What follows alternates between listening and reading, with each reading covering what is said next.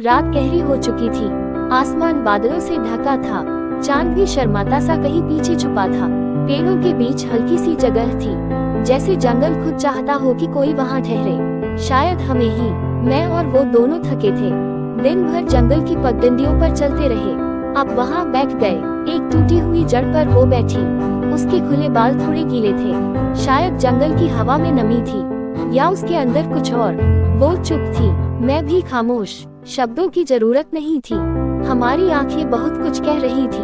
उसने मेरे हाथ की तरफ देखा, धीरे से पकड़ लिया। उसकी उंगलियां ठंडी थीं, पर उस छून में कुछ ऐसा था कि मेरे शरीर के रोंगटे खड़े हो गए। हम एक दूसरे के पास खिसकते गए, जैसे कोई खिंचाव हो।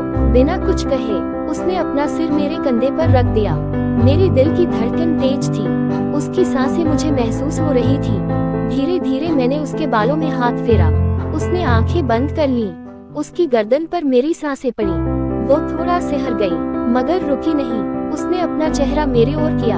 आंखों में कुछ भी छिपा नहीं था, ना इजाजत, ना इनकार, बस एक गहराई थी जिसमें मैं डूबता गया।